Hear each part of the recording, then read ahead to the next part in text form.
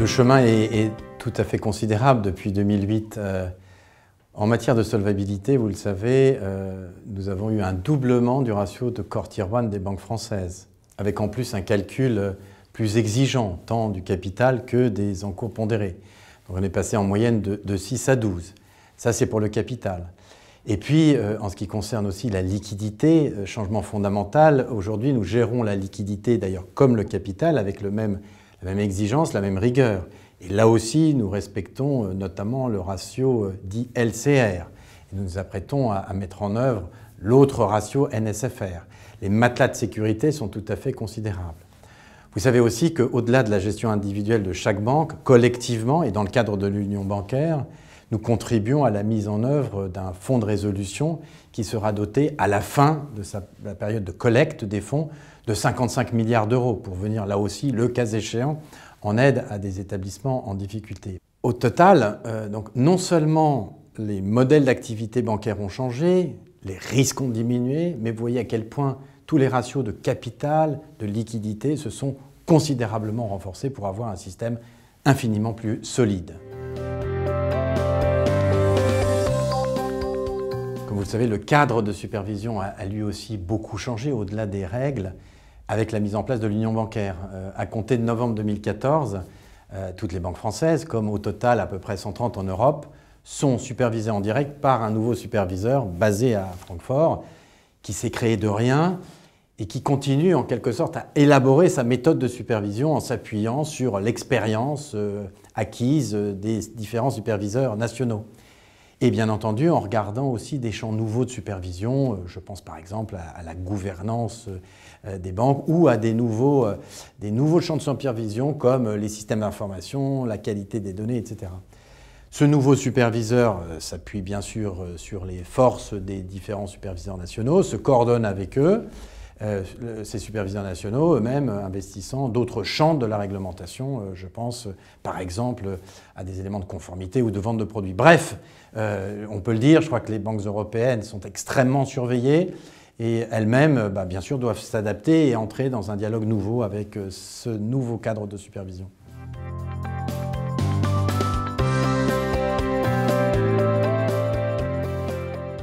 Nous sommes probablement encore à un moment critique pour le système bancaire européen au regard du cadre réglementaire et notamment en ce qui concerne les décisions attendues au niveau de Bâle. Vous le savez, elles portent sur la révision des méthodes de calcul des encours pondérés.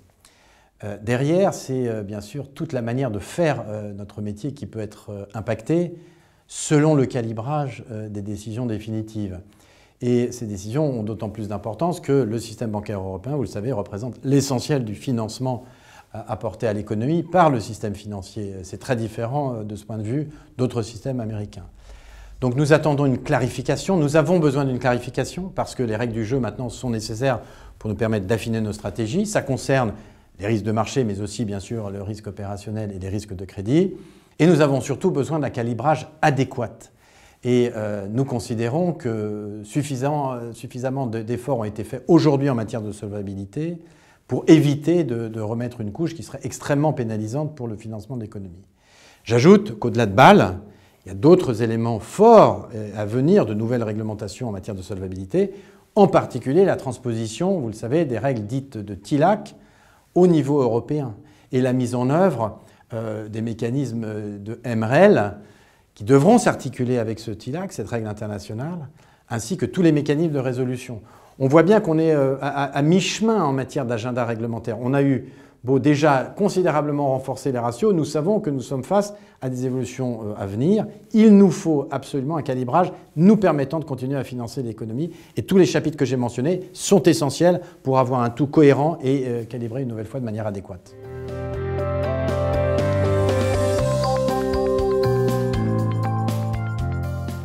Je suis frappé personnellement par l'ampleur des transformations que nous avons à conduire, de l'adaptation qui est exigée de nous.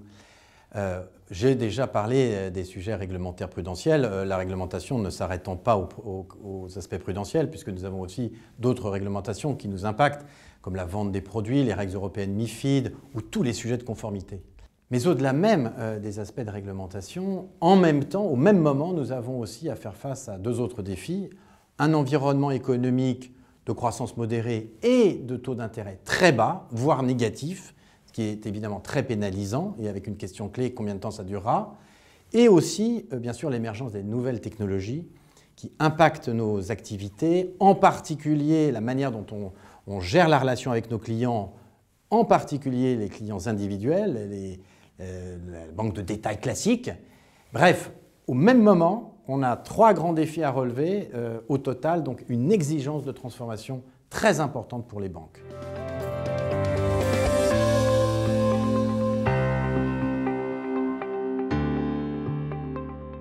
Le principal risque, c'est que le secteur bancaire européen ne puisse financer correctement l'économie européenne dans les années à venir et ne puisse pas participer au redressement de l'activité économique et à la croissance. Et de ce point de vue, je partage le sentiment du commissaire Hill qui dit qu'aussi un des risques, c'est ça, c'est l'absence de croissance. Donc nous souhaitons faire notre métier, nous savons que nous aurons à financer un peu différemment, avec plus de mécanismes de marché. Nous pouvons y contribuer, nous pouvons contribuer à cette désintermédiation progressive, mais c'est en tout cas le principal enjeu. Alors pour le secteur bancaire, je l'ai dit, ces 5 prochaines années, c'est des années encore de lourde transformation face aux défis que j'ai indiqués.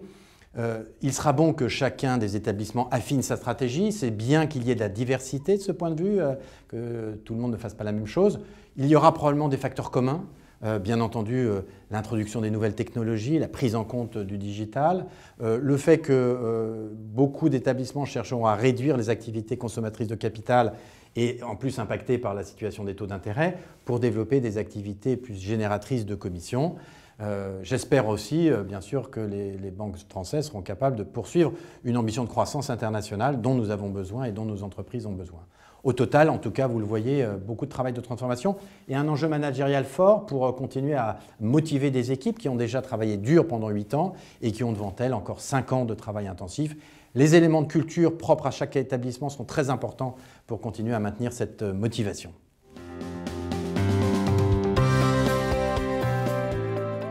S'il vous plaît, plus de nouvelles réglementations. Laissez-nous déjà nous adapter, digérer en quelque sorte celles déjà décidées, calibrer-les de manière correcte, et puis nous, on essaiera de faire au maximum et de manière correcte notre travail.